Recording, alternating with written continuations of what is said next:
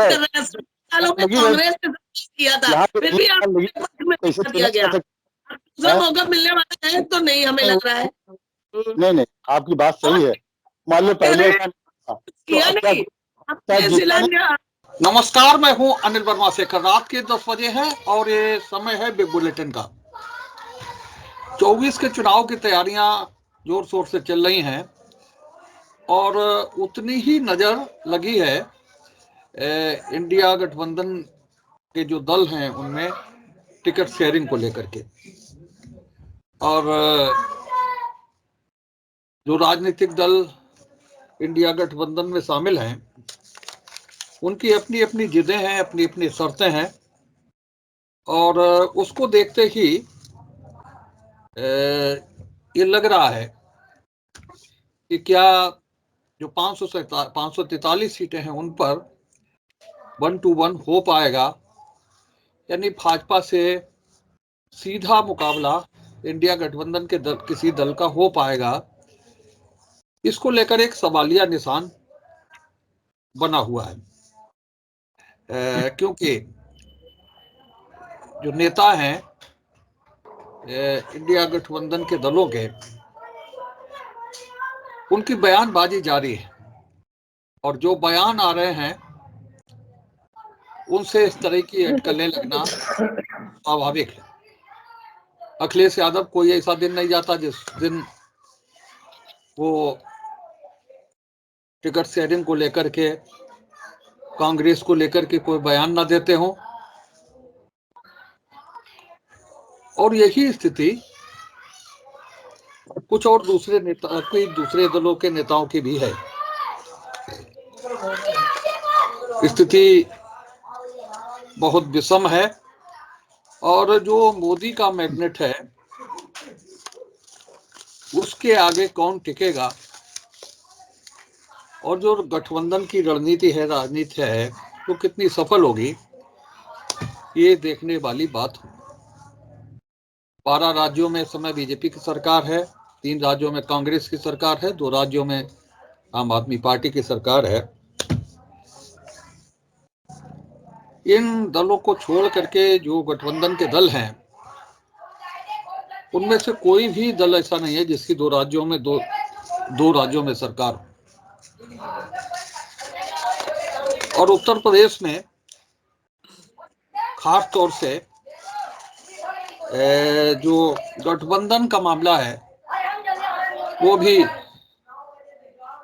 नए मोड़ पे नए एंगल पर दिख रहा है, क्योंकि मायावती की बहुजन समाज पार्टी की स्थिति अभी स्पष्ट नहीं है। कौन कितनी सीटें जीत पाएगा, कौन कितनी स्थिति में होगा, ये भी स्थिति अभी साफ नहीं है। क्योंकि मायावती को लेकर के, और आज यही खबरें हैं कि अखिलेश यादव ये समझ नहीं पा रहे हैं कि उनका मुकाबला भाजपा से है या बहुजन समाज पार्टी से। अभी जो चुनाव हुआ 22 के चुनाव में समाजवादी पार्टी ने 111 सीटें जीती और जब बिल्कुल ये लग रहा था कि समाजवादी पार्टी सरकार में आ रही है, ऐसी मीडिया रिपोर्ट्स भी थी और समाजवादी पार्टी पूरी तरह से तैयार थी इन 111 सीटों को ही, और ये मान लिया जाए कि वही हवा चल रही है समाजवादी पार्टी की 22 वाली, तो इन 111 सीटों को भी अगर हम मान लें तो 22 सीटें बनती हैं समाजवादी पार्टी की। और जो गलत रहा है समाजवादी पार्टी का, जो M22 समीकरण रहा है, मुस्लिम और लेकर के समाजवादी पार्टी जीतती रही है, खासतौर से अयोध्या आंदोलन के बाद में, उसमें भी जो स्थितियां बन रही हैं उसमें भी वोट बैंक टूटना शुरू हुआ है। जो मुस्लिम वोट बैंक है वो उसका कुछ हिस्सा कांग्रेस का भी दावा रहता उस पर। जो यादव वोट बैंक है उसमें भाजपा सेंध लगा रही है, और इसीलिए अखिलेश यादव अब पीडीए कह रहे हैं। पिछड़ा, दलित, अल्पसंख्यक, जो भी उनकी परिभाषा है, लेकिन वो पीडीए को कितना जोड़ पाएंगे, ये अभी जो चुनाव हुए हैं उनमें कहीं ये चीजें दिखी नहीं।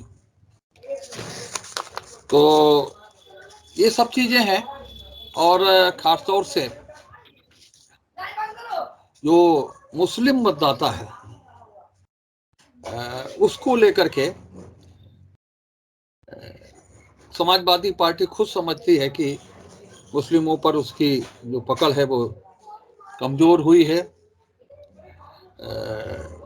भारतीय जनता पार्टी ने जो कदम उठाए, 3 तलाक से मुक्ति से लेकर के छात्रवृत्ति है, महिलाओं के हक पर जाने की छूट है, तमाम सी चीजें हैं, इनको लेकर के भाजपा से भी दावा है, भाजपा का भी ये दावा है कि एक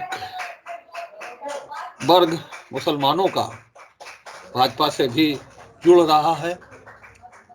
तो आज हम इसी पर चर्चा करेंगे। विभिन्न पार्टियों के लोग जुड़े हैं हमारे आज के इस पैनल में कि क्या 543 सीटों पर 1 to 1 हो पाएगा, भाजपा को सीधी चुनौती इंडिया गठबंधन के दल दे सकेंगे। और जब ये स्थिति है कि सारे दल सारी स्थितियां देख रहे हैं कि एक एक दो दो विधायक हैं कांग्रेस के और बहुजन समाज पार्टी की, ये स्थिति पहुंच गई है मोदी मैग्नेट के आगे। तो जिस तरह से कार्यक्रम है, और खासतौर से अयोध्या जो उत्तर प्रदेश में है, और रामलला की प्राण प्रतिष्ठा के बाद 22 जनवरी के बाद इस तरह से बड़े स्तर पर कार्यक्रम होने हैं, तो जो पृष्ठभूमि बदलने वाली है, और हालांकि उसका मुकाबला करने के लिए दूसरी चीजें भी सामने आई हैं। कल घोषणा हुई है कि कांग्रेस के नेता जो 15 मकर संक्रांति शुरू होते ही 15 जनवरी को अयोध्या जाएंगे दर्शन करने के लिए रामलला के, हनुमान गढ़ी जाएंगे, दर्शन पूजन करेंगे प्राण प्रतिष्ठा से पहले। और जो भारत जोड़ो न्याय यात्रा राहुल गांधी की शुरू होनी है, उसका भी सबसे अधिक लंबा प्रवास 11 दिन का उत्तर प्रदेश में रहना है। तो ये सारी चीजें हैं, राजनीतिक दल हर चीज को सामने रख करके चलते हैं, और जो कांग्रेस की रणनीति जो बन रही है,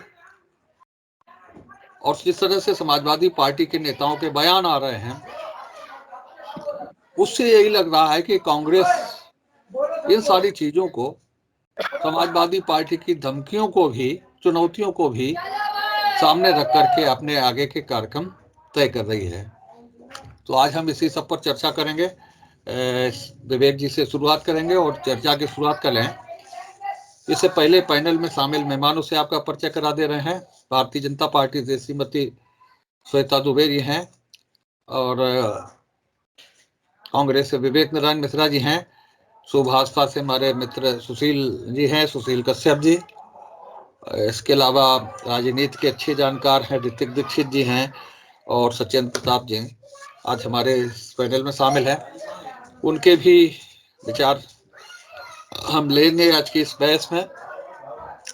विवेक जी, क्या लग रहा है, जो रणनीति आपकी पार्टी बना रही है, सबसे लंबा प्रवास है भारत जोड़ो यात्रा का, भारत जोड़ो न्याय यात्रा का, और अब तो 15 जनवरी को कांग्रेस के नेताओं ने अयोध्या में दर्शन करने के लिए जाने की भी घोषणा कर दी है, और उधर अखिलेश यादव कह रहे हैं कि जो यात्रा है वो यात्रा अभी तो कांग्रेस की यात्रा है, और टिकट शेयरिंग में अगर मामला सही हो गया तो फिर हम उसे देखेंगे।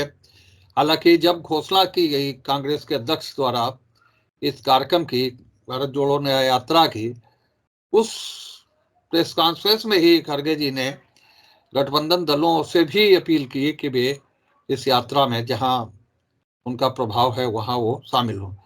तो क्या लग रहा है कि क्या रणनीति है? क्या समाजवादी पार्टी की चुनौती, समाजवादी पार्टी की धमकी, इन सबको देखकर भी कार्यक्रम तय किए जा रहे हैं? देखिए, इंडिया गठबंधन में इतने जो दल शामिल हुए हैं वो देश के महत्वपूर्ण राजनीतिक दल हैं। एनडीए के विपरीत यहाँ पे जो भी दल शामिल है सबका लोकसभा में और राज्यसभा में या विधानसभा में प्रतिनिधित्व है।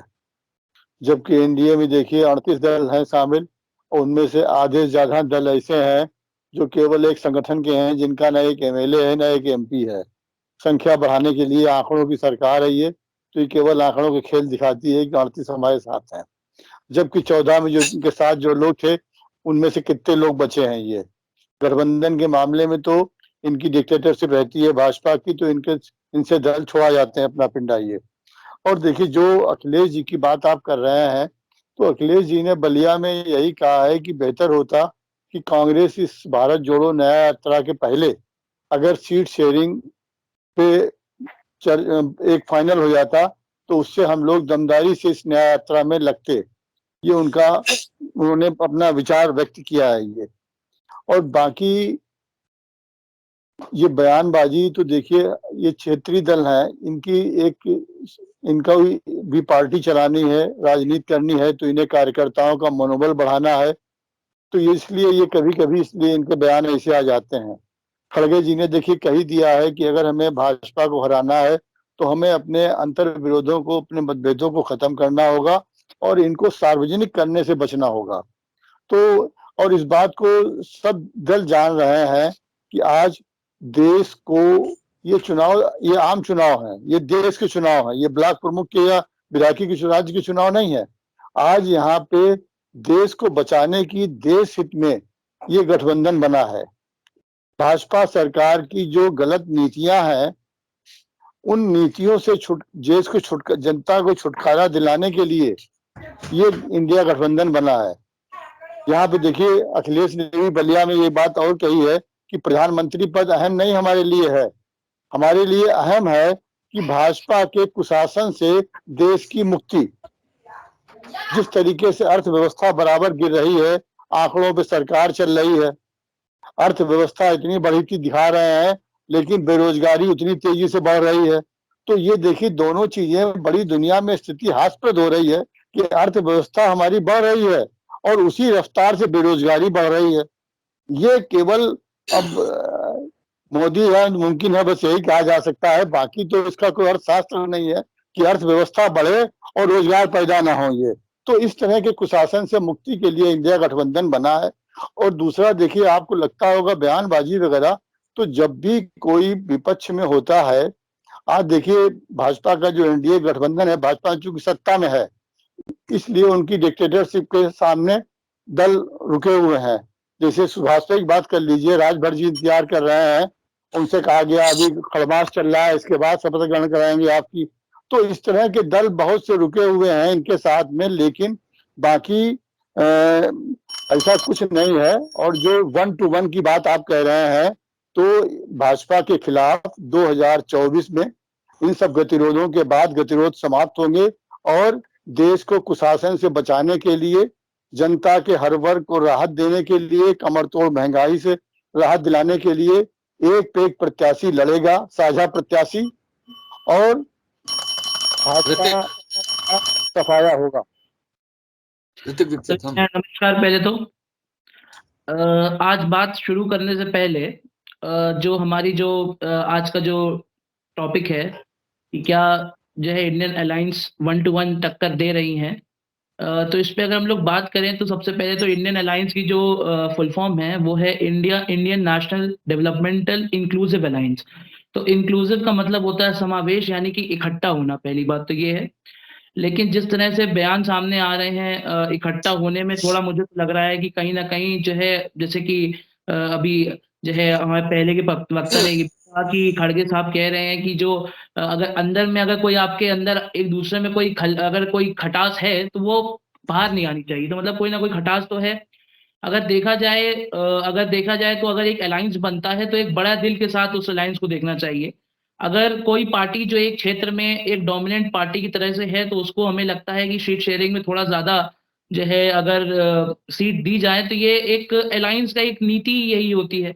अगर हम लोग आज जैसे बात कर रहे हैं, जैसे कि अगर हम लोग वेस्ट बंगाल की बात करें तो ये बहुत ही ज्यादा सोचने लायक, अगर आप सब लोग इस पे अगर गौर करें तो देखिए कांग्रेस बीजेपी के अलावा जो वेस्ट बंगाल में सारी पार्टीज हैं, आपकी सीपीआई हो या आपकी तृणमूल कांग्रेस हो या कांग्रेस हो, ये सब ऐसी पार्टियां हैं जो एक दूसरे के विरोध में उत्पन्न हुई हैं। अगर सीपीआई को विरोध में हटने के लिए ही जो है तृणमूल कांग्रेस जो है सत्ता में आई थी, आज अगर वो एक बैनर के नीचे हैं तो ये इंक्लूसिव चीज है, जो समावेश है, कुछ एक तरह से देखा जाए बहुत ही ज्यादा जो है पेचीदा होने वाला है। क्योंकि मुझे नहीं लगता इंडियन अलायंस में आप तीन लोगों में जो एक दो अपनी अलग विचारधारा रखते हैं उनके बीच में बैठ के आप एक समावेश स्थापित कर पाएंगे। आप सीपीएम को अगर क्या सीट नहीं देंगे, अगर तृणमूल कांग्रेस तो चाहती है कि सारी सीट पे ज्यादातर वही प्रमुखता से रहे और सीपीएम अपनी सीट छोड़ेगी नहीं, कांग्रेस भी अपनी सीट चाहेगी वहां पे मेंटेन रहे, तो ये देखना बहुत रोचक होगा कि वेस्ट बंगाल में क्या होने वाला है। अगर हम लोग बात करें उत्तर प्रदेश की, तो यहाँ पे भी जो जिस तरह से देखा जा रहा है कि समाजवादी पार्टी सारी सीटों पे लड़ने के लिए तैयारी कर रही है। वो तो जरूरी है कि हर सीट पे आदमी तैयारी करता है, लेकिन क्या समावेश बैठेगा? वैसे तो यूपी के बहुत ही ज्यादा अंतर नहीं अगर देखा जाए तो, जो अगर बसपा अभी तक शामिल नहीं हुई है इंडियन अलायंस में, लेकिन अगर शामिल होती है तो सपा बसपा में वोट शेयरिंग 2019 में देखे तो कोई खास फर्क नहीं रहा है। बसपा को 2019 में 18% वोट शेयर मिले थे और समाजवादी पार्टी को 19% वोट शेयर मिले थे। तो कहीं ना कहीं मुझे लग रहा है आज यहाँ पे जो है समाजवादी पार्टी के वक्ता नहीं होंगे, लेकिन ये चीज सोचने लायक बात है कि एक चीज देखिए कि 19% 18% वाले आपस में ये सोच रहे हैं कि अगर एक साथ दोनों गठबंधन आते हैं तो किसको प्रमुखता से रखा जाएगा। अगर देखा जाए तो समाजवादी पार्टी के पास सीट्स कम है, लेकिन बसपा के पास सीट ज्यादा है और वोट शेयर जो है बस लगभग समान ही है दोनों का। तो ये इंडियन अलायंस के लिए काफी पेचीदा होने वाला है। और आपने देखा भी है, अखिलेश यादव जी कह भी रहे हैं कि जब राहुल गांधी जी ने कहा कि इकट्ठा आइए भारत जोड़ो न्याय यात्रा में जोड़ने के लिए, तो उसने कहा पहले सीट शेयरिंग हो जाए तब देखा जाए कि किस हिसाब से जोड़ना है कि नहीं जोड़ना है। तो ये सब बयानबाजी में मुझे तो ये लगता है कि जब तक क्लियरली एक सीट शेयरिंग नहीं होगी तब तक गठबंधन में जो समावेशी शब्द है, जो वो इंक्लूसिव शब्द है, वो थोड़ा जो है देखने में मुश्किल लगता जा रहा है। सुशील जी सुशील हाँ देखिए, अभी सबसे पहले तो मैं आपको बता दूं, अभी हमारे कांग्रेस के प्रवक्ता जी ने कहा था पहले अपनी कि पार्टी राजभर की की सुशील पहले अपनी पार्टी की बात हो रही, पार्टी की बात हो रही। अभी कहा था कि मंत्री जी अभी नहीं बन पाए। तो सबसे पहले मैं आपको बता दूं कि मैंने कभी भी पार्टी के मेरे शीर्ष नेतृत्व ने ये चाहा नहीं है कि हमें मंत्री पद तुरंत मिल जाए। पहली चीज तो ये मैं स्पष्ट कर दे रहा हूँ कि मैं गठबंधन तभी करते हैं कि जब हमारे मुद्दे एक हो जाते हैं। अब पार्टी की बात है। अब देखिए, आपने बताया था कि 2000 इसमें क्या नाम है, समाजवादी पार्टी की जो सीटें रही थी वो 111 रही थी। आपको पता होगा कि पूर्वांचल में इतनी कितनी सीटें इनकी रही हैं कि किसकी बदौलत 111 हुई थी, आपको भी मैं बता दूं। पश्चिम में क्या पोजीशन रही थी, पूर्वांचल में क्या पोजीशन रही थी, ये भी मैं बताना चाहूँ।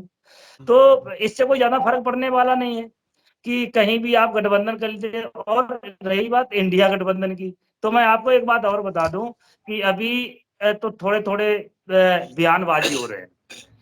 माननीय आदरणीय हमारे नेताजी ओम प्रकाश राजभर जी ने एक बयान दिया था जिस समय चुनाव हो रहा था आजमगढ़ में, तो उस बयान की वजह से गठबंधन ही टूट गया।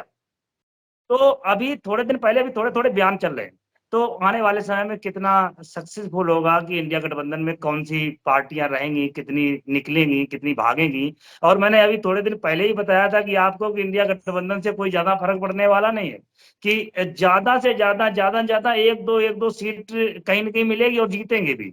लेकिन हम ये वादा करते हैं कि उत्तर प्रदेश के अंदर ज्यादा से ज्यादा इनका मात्र 3% 4% वोट मिलने वाला है, इससे ज्यादा मिलने वाला नहीं, क्योंकि जनता समझ रही है और जनता को मालूम है कि कहां से हमारा उद्धार होने वाला है, कहां से हम लोग आगे बढ़ने वाले हैं। अभी रोजगार की बात कही तो अभी उत्तर प्रदेश में आपने देखा होगा कि 62,000 इससे ज्यादा वैकेंसी कहीं पुलिस में आई नहीं।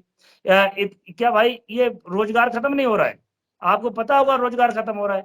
तो हम कहने के लिए तो रोजगार है, क्या नाम है, ये महंगाई है, आपको महंगाई भी हम बता दें कि महंगाई तो हम सब लोग जानते हैं कितनी बढ़ती है साल में।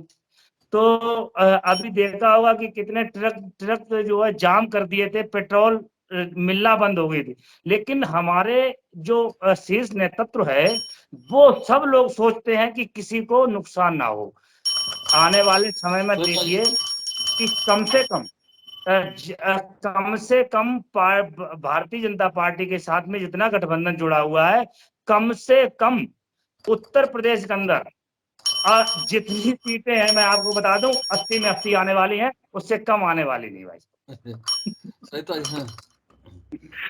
लोकसभा चुनाव की उल्टी गिनती शुरू हो गई है और भाजपा राजग जो है वो अपने घटक दलों के साथ सहज स्थिति में है और चुनाव की तैयारी कर रहा है। लेकिन इसके विपरीत जो स्थिति ये सो कॉल्ड डॉटेड इंडिया में दिखाई पड़ रहा है कि ना तो इनका कुछ समझ आ रहा है कि क्या करने वाले हैं, ना इनकी बैठक निश्चित हो पा रही है, ना इनका कोई फॉर्मूला, कोई एजेंडा, और तो और बैठकों की तिथि तक निश्चित नहीं हो पा रही है। और कांग्रेस नेता सलमान खुर्शीद जी ने भी कहा कि संडे से हमारी बैठकें प्रारंभ होंगी और आगे की रणनीति पर हम विचार करेंगे। लेकिन शीर्ष नेतृत्व द्वारा, कांग्रेस के शीर्ष नेतृत्व द्वारा उसका खंडन कर दिया गया कि उनके व्यक्तिगत विचार है, भी ऐसा कुछ होने वाला नहीं है। तो कुल मिलाके एक बहुत अस्पष्ट सी स्थिति है। तो ऐसी स्थिति में ये नहीं कहा जा सकता कि 543 सीटों पर भाजपा से इनका आमना सामना होने वाला है। अभी तो जैसा कि अभी हमारे पूर्व वक्ता है ऋतिक जी, इन्होंने बताया इनके जो इंडिया गठबंधन का, इनका तो अभी आपस में ही समावेश नहीं हो पा रहा है। तो ये आगे और क्या करेंगे अभी नहीं, इस बात को कुछ क्लियर नहीं हो रहा है। अभी बहुत कुछ असंदेह की धुंध छाई हुई है।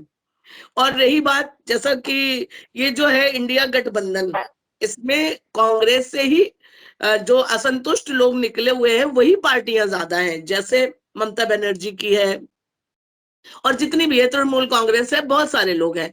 तो ये कांग्रेसी प्रवक्ता ने कहा कि भाजपा में कोई डिक्टेटरशिप नहीं है, इनकी यहाँ परेशानी ही कांग्रेस में सिर्फ इस चीज की है, क्योंकि दल जो है, अन्य इनके सहयोगी दल जो इंडिया गठबंधन में इनके साथ आ रहे हैं, वो इसी मत पे तो एक नहीं हो पा रहे। और रही बात सीट शेयरिंग, टिकट शेयरिंग वाली, सीट शेयरिंग के ही कारण पिछले दिनों मध्य प्रदेश चुनाव के समय जो सपा के साथ हुआ, वो सबके सामने विदित है। दोनों लोगों ने एक दूसरे को कितने अपशब्दों का प्रयोग किया। अब खड़गे जी कह रहे हैं कि कोई बात नहीं है, खटास है या लड़ाई है उसको मन में रखिए, मतलब दूर मत करिए। कांग्रेस क्या कहती है समझ ही नहीं आता है। मन में रखिए, सामने मत लाइए। इससे क्या पता चल रहा है? मन में रखना है, दूर नहीं करना है। तो कैसे बनेगा इंडिया गठबंधन?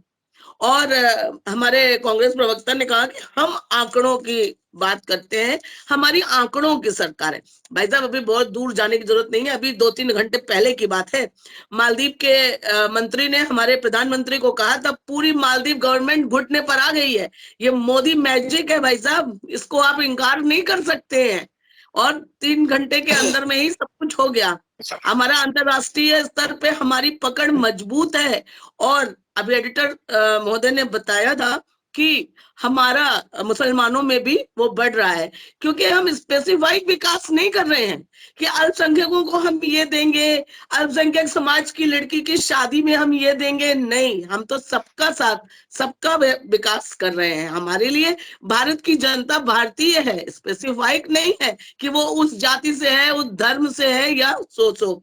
और रही बात, मैं जरा आंकड़ों से ही आपको बताना चाहती हूँ कि आपकी कांग्रेस गवर्नमेंट ने पिछले 2 लोकसभा चुनाव में क्या किया। भाई साहब 1 मिनट का टाइम दीजिएगा। लगातार 2 लोकसभा चुनाव में कांग्रेस 13 राज्यों में लड़ी है और ना इसके पास 13 राज्यों में एक भी सीट मिली है, ना राज्यों में मिली है और ना केंद्र शासित प्रदेशों में मिली है। और 2019 में इन्होंने 420 प्रत्याशी उतारे थे, जिसमें सिर्फ 52 जीते थे।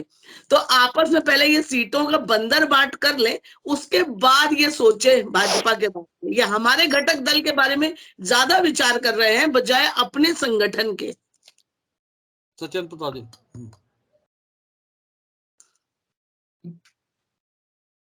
सचिन प्रताप बोलिए। जी, मजहर भी नमस्कार सभी लोगों को मेरा। जो गठबंधन की बात चल रही है, अलायंस की, इंडिया अलायंस, तो सबसे बड़ी एक दिक्कत ये है कि यहाँ जितने भी दल हैं सब अपने आप में प्रधानमंत्री को समेटे हुए हैं। जितने भी दल, चाहे वो नीतीश बाबू अपना लगाए घूम रहे हो, कांग्रेस अपना चाह रही हो, अखिलेश जी अपना चाह रहे हो, मतलब इन सभी का लक्ष्य ये है कि हम भाजपा के विरोध में गठबंधन तो बना लें, लेकिन प्रधानमंत्री भी मैं ही बनूं। ये सबकी महत्वाकांक्षा है और खैर स्वाभाविक होनी भी चाहिए। राष्ट्रीय स्तर पर आदमी जाना चाहता है, लेकिन समस्या ये है कि यही महत्वाकांक्षा इनको बिखेरेगी, एक चीज। दूसरी चीज ये है कि भाजपा सत्ता में है केंद्र में, और जैसा भी हमारे कांग्रेस वक्ता या किसी ने कहा कि डिक्टेटरशिप है, मैं सहमत हूं इस बात से। निश्चित तौर से कोई भी राजनीतिक दल जो ताकतवर है, वो जब ताकत में आता है तो डिक्टेटरशिप चलाता है, पार्टी भी चलाता है, पार्टी के बाहर भी चलाता है, विरोधियों के लिए भी चलाता है। वो स्थिति इसमें मोदी जी की भी है, चाहे वो ईडी की छापा हो, चाहे वो सीबीआई हो। बेईमानी सब में है निश्चित तौर से, और बेईमानी शेखर जी किसी भी स्तर पर कम नहीं हुई है। लेकिन यहाँ पर आज का आपका प्रश्न ये है कि क्या ये अलायंस सफल होगी या कामयाब होगी। तो इसमें मेरा अपना मानना है, व्यक्तिगत मानना ये है, मैं किसी राजनीतिक दल से नहीं जुड़ा हुआ हूँ, हमारे मैं प्रत्यक्ष रूप से व्यक्तिवादी हूँ। मेरा मानना है चुनाव में जो व्यक्ति अच्छा वही चुनाव जीतना चाहिए।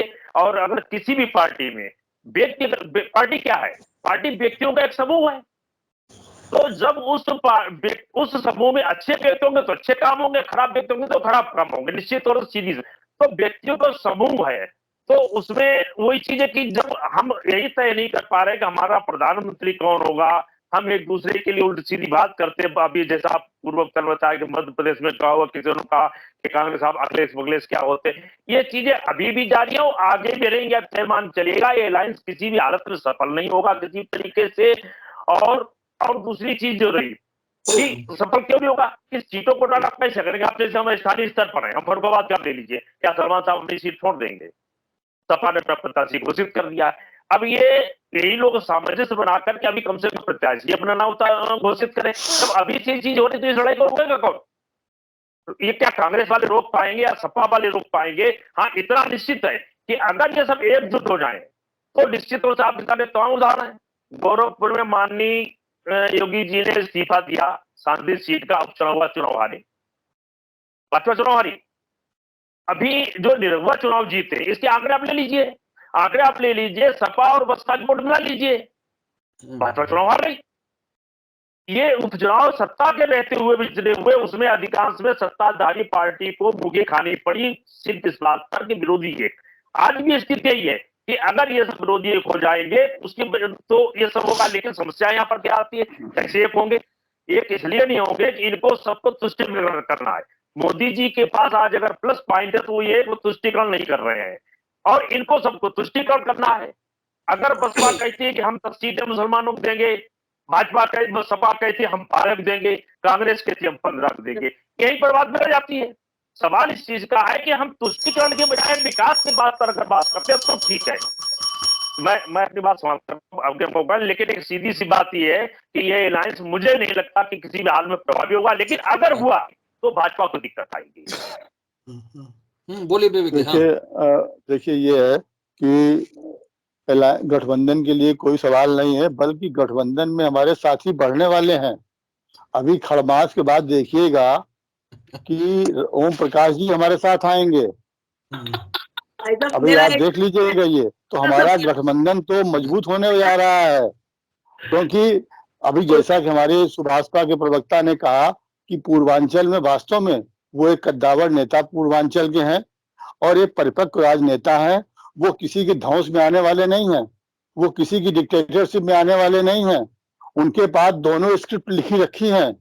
अगर 15 तक नहीं उन्होंने किया तो देश हित में फिर जो है वो इंडिया के साथ होंगे। ये मैं आपके चैनल के माध्यम से कह रहा हूँ कि इंडिया गठबंधन ये सब थोड़ा लगा रहता है। लेकिन आज देखिए सचिन जी, आपने बात कही या ऋतिक जी ने कही या हमारी श्वेता जी ने कही, आज अखिलेश जी अगर गठबंधन में शामिल नहीं होते हैं या ममता बनर्जी शामिल नहीं होती हैं या नीतीश जी शामिल नहीं होते हैं तो सबसे ज्यादा कौन खुश होगा बताइए?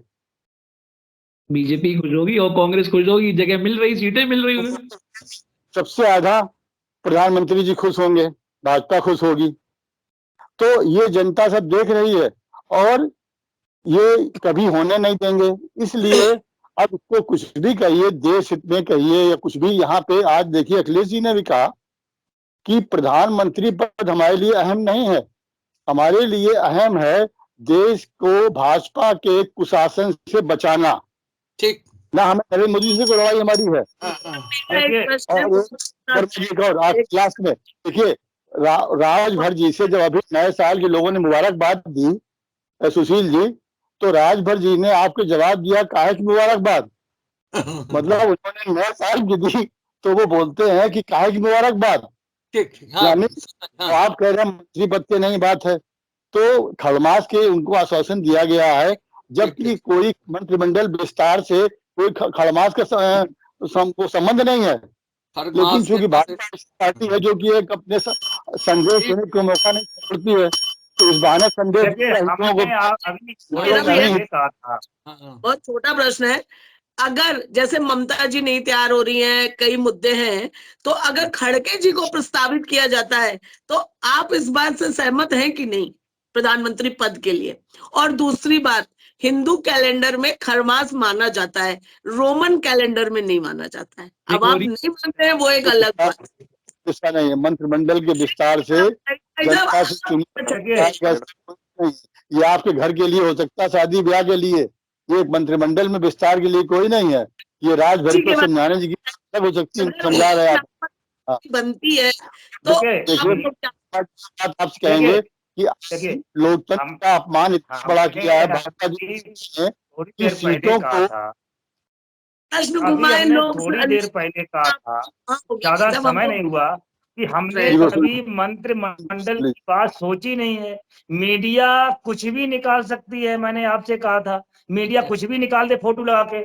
और रही बात ये मंत्रिमंडल की, तो हमारे सिर्फ एक मुद्दे के ऊपर हम कहीं न कहीं किसी से मिलते हैं तो एक मुद्दा लेकर जाते हैं कि हमारा ये काम बनाना चाहिए। अभी हमारी माननीय योगी आदित्यनाथ जी से हमारी मुलाकात हुई थी, हमारे ऑलरेडी मुख्यमंत्री जी से मुलाकात हुई थी, तो आपने देखा नहीं कि हम किस लिए वहां गए थे, कि हमने क्या ये कहा कि हमें मंत्री बना दीजिए, वो विषय नहीं मंत्रिमंडल। तो हमने आपसे यही कहा कि सिर्फ ये कहा कि आप 2024 में आप इंडिया गठबंधन में आप देखिए कि कितना इस्तेमाल किया। माननीय सांसदों के लिए भाजपा की प्रवक्ता ने बंदर शब्द इस्तेमाल किया, ये बहुत बड़ा अपमान सांसदों का है। इतने बड़े 15 लाख की जनता से चुन के प्रतिनिधि आते हैं, उनको हमारी भाजपा के प्रवक्ता ने बंदर बताया। ये भाजपा की देखिए कार्यशैली है, ये अहंकार कहें या अभिमान कहें, इसे क्या कहें आप इसको, कि आप इसे बंदर बता रहे हैं उनको आप हैं। ये बहुत शर्मनाक बात है कि आप माननीय सांसदों को बंदर बता रहे हैं। आप प्रधानमंत्री जी सूप नखा की नाक वाली है, कभी वो कहते हैं कांग्रेस की संसद के अंदर, किसी ने नहीं कहा, किसी ने नहीं कहा बंदर, किसी ने नहीं कहा, किसी ने बंदर नहीं कहा। इसमें सिर्फ यही एक शब्द आ गया कि उसमें सीटों का बंटवारा। छोटे से 2 सवाल है। पहला सवाल ये है कि अगर आप ये कह रहे हैं कि खड़गे साहब कह रहे हैं कि मतभेद अपने मन में रखिए, तो क्या मतभेद है इंडियन अलायंस में? और दूसरी चीज ये बताइए, अगर इंडिया अलायंस सीट शेयरिंग करने वाली है तो क्या वो वोटिंग परसेंटेज पे करने वाली है कि सीट्स पे करने वाली है? कि अगर जैसे देखा जाए कि वेस्ट बंगाल में तो तीनों आपस की एक दूसरे का अलग विचारधारा वाली पार्टी है, वहां कैसे आप लोग बढ़ा रहे हो और आप कह रहे हो कि कैसे अलायंस होगा वहां पे? जी हमारे घर आप आएंगे, आपसे भोजन पूछेंगे तो क्या इसके माने आप भूखे हैं क्या? नहीं देते भाई। अगर वो कहते हैं कि माने जरूरी है कि अगर खड़गे जी ने कहा है कि अपने बात को सिर्फ डाइवर्ट करते हैं। तो देखिए ऐसा कुछ नहीं, सीट नहीं दे रही थी ममता बनर्जी, आप मानते क्यों नहीं इस बात को? अखिलेश जी भी नहीं देंगे, उन्होंने कहा हम पूरी 80 सीटों पे लड़ेंगे। आपके कांग्रेस ने भी कहा है। कहाँ हो रहा है आपका अलायंस? कागजों पर ना, दिल में भी खटास रखो, और हो भी नहीं रहा है तो माना क्या जाए? सिर्फ सपोर्ट। कल को अगर बसपा अगर अलायंस में जुड़ जाती है, अगर समाजवादी छूट के चले जाएंगे तो उसका क्या होने वाला है? फिर रोका जाएगा। इससे पहले तो हुआ था अलायंस, कौन सा बड़ा भारी झंडा गाड़ा है सबने मिलके। हो जाए अलायंस, बसपा से भी हो जाए तो भी क्या होने वाला है? कुछ फर्क नहीं पड़ने वाला है। आंकड़ों की सरकार है ना हमारी, तो जरा पिछले आंकड़े देख लीजिए। आप सबका हो चुका है अलायंस, क्या आया है रिजल्ट देखे? अब आप जनता का अपमान कर रही हैं। देखिए भाजपा प्रवक्ता, हम लोग तो जो भी सब गलत कर रहे हैं, सालों में कांग्रेस ने किया था, फिर भी आपको दिया गया। मौका मिलने वाला है तो नहीं, हमें लग रहा है। नहीं, आपकी बात सही है। मान लो पहले किया नहीं, प्राण प्रतिष्ठा से पहले आपको कौन करेगा? मोदी मैग्नेट भाई साहब। नहीं, देखिए भाजपा की प्रवक्ता जवाब देते, बात सुन किसी की नहीं, लोकतंत्र में जीत हार उसका हिस्सा होती है। अगर कोई हार गया तो आप कह रहे हैं वो क्या चीज है? पहले क्या करके देख लिया? अरे जनता का आप अपमान कर रहे हैं। अरे कोई हारता भी है, जीतता भी है, तो आप ये लोकतंत्र अहंकार सत्ता जनता का अपमान कर रहे हैं भाई साहब। तेरा फैसला करिए, जो स्पष्ट है बात करिए और बताइए अपनी पार्टी का आगे करने वाले हैं। एक मिनट बोलिए तो समाप्त करें। सचिन प्रधान समाप्त करें। शेखर जी, तो मुख्य मुद्दा है कि क्या 1 to 1 चुनाव हो पाएगा? भाषा आपका विषय है कि 1 to 1 चुनाव हो पाएगा। सवाल इस चीज का है कि ये अलायंस में आपके 26 दल भी जुड़े हुए हैं। ये दल, जैसे अभी कांग्रेस वक्ता जी ने कहा कि भाजपा के साथ बहुत से लोग ऐसे जिनके पास केवल संगठन है, पद नहीं है। ऐसा भी नहीं है। जो राजग के सदस्य हैं, वो राजग में सदस्य इसमें कितने हैं? राजग में सदस्य 332, भाजपा के सांसद 303। तो निश्चित तौर से जो बाद की संख्या है वो अन्य दलों की ही है। तो और जो ममता जी के साथ लोग हैं, ठीक है, हर क्षेत्र का अपना अपना अलग वर्चस्व है। लेकिन सवाल ये कि जब बात प्रधानमंत्री बनने की आएगी तो इनका अलायंस कहां पर टिकेगा? मुद्दा इस बात का है। और अगर ये, मैंने पहले भी उसमें वक्तव्य में कहा कि अगर ये टिक जाए तो निश्चित तौर से भाजपा को नुकसान होगा, भाजपा चुनाव हार सकती है। लेकिन सवाल ये है कि अलायंस, मेरा मानना है, मेरा विचार है शेखर जी, मैं थोड़ी बहुत तो समय से राजनीति कर रहा हूं, मैं, आप ये विश्वास मान चलिएगा कि ये जो गठबंधन किसी जरूरत में नहीं होना है। मोदी जी पुनः दोबारा से आ रहे हैं। इसलिए नहीं, मैं भाजपा ही नहीं हूँ, मैं भाजपा ही नहीं, और निश्चित तौर से भाजपा में तमाम दिक्कतें हैं, निश्चित तौर। ठीक है, 24 के चुनाव को लेकर के क्या स्थिति बनने वाली है? मैं 24 चुनाव की बात कर रहा हूँ। चुनाव को लेकर के क्या स्थिति बनने वाली है? टिकट शेयरिंग की क्या स्थिति रहने वाली है? आज हम लोगों ने इस पर चर्चा की। क्या स्थिति रहेगी? ये आने वाला समय बताएगा। आज की चर्चा में भाग लेने के लिए आप सबका बहुत बहुत धन्यवाद। हम फिर मिलेंगे नए विषय पर, नई चर्चा को लेकर। उम्मीद है आपको हमारी ये खबर पसंद आई होगी। आप इसे लाइक करें, अपने दोस्तों के साथ शेयर करें और कमेंट करके अपनी प्रतिक्रिया बताएं। अगर आप पहली बार हमारे चैनल से जुड़ रहे हैं तो चैनल को सब्सक्राइब करना ना भूलें। यही निवेदन आपसे है।